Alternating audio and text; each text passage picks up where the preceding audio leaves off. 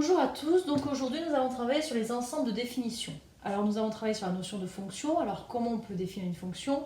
Une fonction finalement s'apparente à ce qu'on appelle un programme de calcul.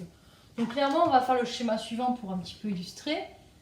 Donc ça veut dire qu'ici vous avez comme une sorte de boîte où vous avez votre f qui représente un programme de calcul. Donc ici, est-ce qu'on va ajouter 3, mettre au carré, etc. Et ici, en fait, on va mettre dans l'intérieur de cette boîte, si je dois utiliser un terme peu rigoureux, mais expliquer, x. Alors ce x, c'est ce qu'on appelle l'antécédent qui se lit sur l'axe des abscisses, le AA pour moyen mnémotechnique. Et ce qui va ressortir de là, c'est votre y qu'on va noter f de x, qui va donc être votre image, et c'est cette image qu'on lira sur l'axe des ordonnées. Je vous invite donc à regarder une vidéo, comment représenter vos fonctions. Donc on a ceci, et lorsqu'on parle d'ensemble de définition, on va se poser comme question, est-ce que j'ai droit de mettre toutes les valeurs que je veux, c'est-à-dire les antécédents, est-ce que j'ai le droit de mettre toutes les valeurs que je veux dans ma machine? Pourquoi? Il peut arriver que si je mets une certaine valeur, ça va faire dysfonctionner la machine. Alors quels sont les deux cas en fait où on ne pourra pas mettre toutes les valeurs de x à l'intérieur de ma machine? C'est parce qu'en fait, en mathématiques, il y a deux interdits. Le premier interdit, alors je vais le noter alors que c'est formellement interdit, l'interdit suprême, c'est donc de diviser par 0. On n'a pas le droit de diviser par 0, c'est un premier interdit. Et le deuxième interdit, c'est d'avoir une valeur négative sous votre racine carrée. Et c'est là donc, dans ces cas-là, lorsqu'on va avoir soit une fraction ou lorsqu'on va avoir une racine carrée, qu'il va falloir restreindre le nombre de x, les valeurs de x qu'on va mettre à l'intérieur de notre fonction. Et c'est pour ça qu'on va parler d'ensemble de définition. Alors ça veut dire que des fonctions, il n'y aurait ni fraction ni racine carrée. Il n'y a aucune interdiction au niveau des antécédents que je vais mettre dans ma fonction. Par conséquent, on pourra mettre toutes les valeurs que l'on veut.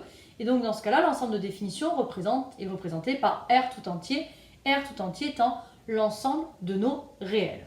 Alors ici, ce que je vais faire, c'est que je vais vous faire avec des exemples pour illustrer mon propos. Alors, si on parle de la fonction, par exemple, f de x qui vaut 5x plus 1 sur 2x moins 2. Donc là, cette fonction, elle est sous forme d'une fraction. Là, c'est notre antécédent qui est x et on va se poser comme question, est-ce que je peux mettre toutes les valeurs à l'intérieur de ma fonction? Alors si je mets la valeur, par exemple 0, je vais avoir 5 fois 0 plus 1, vous vous rappelez comment on calcule les antécédents, divisé par 2 fois 0 moins 2, et je me retrouve donc 2 fois 0 moins 2 à avoir du moins 2 au dénominateur. Je n'ai absolument aucun interdit, je peux mettre la valeur 0, ça me donne une image qui n'est pas interdite. Quelle est la seule chose qui est interdite?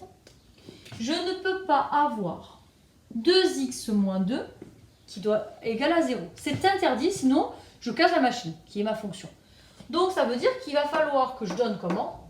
Que je ne peux pas mettre une certaine valeur à l'intérieur de ma fonction. C'est pour ça qu'on commencera par donner l'ensemble de définitions avant d'étudier une fonction. Par conséquent, je me dis, bon, je sais que ma machine va casser. Si 2x moins 2 est égal à 0. Et là, on fait une résolution d'équation classique, principe d'équilibre. Le moins 2, l'opposé de moins 2 qui est plus 2. Donc, je vais équilibrer de chaque côté. Donc, plus 2, moins 2 qui donne 0. Et ici, attention, entre mon 2 et mon x, j'ai à multiplier. L'inverse de la multiplication est la division. Donc, on va avoir 2 divisé par 2. Et x va donc être égal à 1. Ça veut dire que 1 est une valeur interdite. En effet, il faut que 2x moins 2 soit différent de 0. Alors le différent, en mathématiques, lorsqu'on a un symbole, lorsqu'on veut l'inverse, l'action inverse, on barre. Donc ça veut dire que que 1 est une valeur interdite.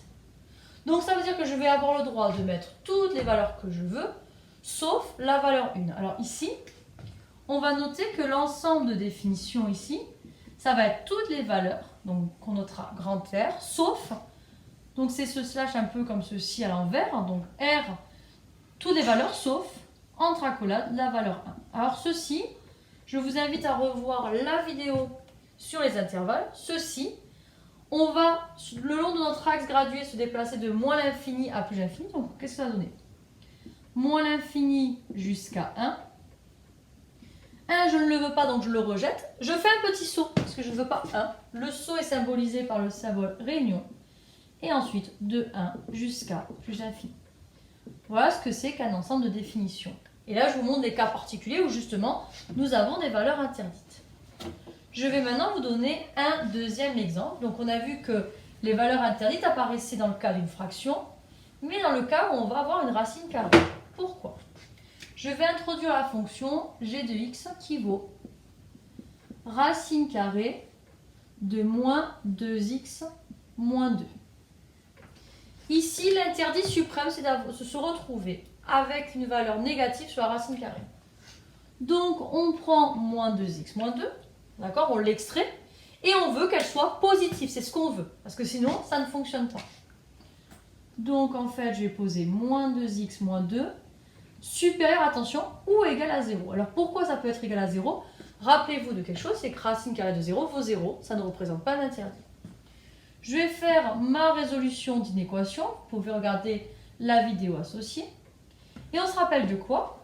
Lorsqu'on va diviser par un nombre négatif, on va changer le sens de notre équation. Donc on va se retrouver avec 2 divisé par moins 2, donc x inférieur ou égal à moins 1. Et là, on représente ceci sous la forme d'un intervalle. Ça veut dire qu'ici, l'ensemble de définition de g, ça va être quoi ?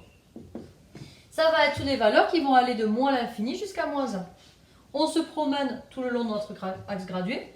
Je ne peux jamais atteindre moins l'infini. Donc jusqu'à la valeur moins 1. Et comme on a ce symbole, on ferme notre crochet. Voilà, ma vidéo est finie sur les ensembles de définition. Bonne journée à tous.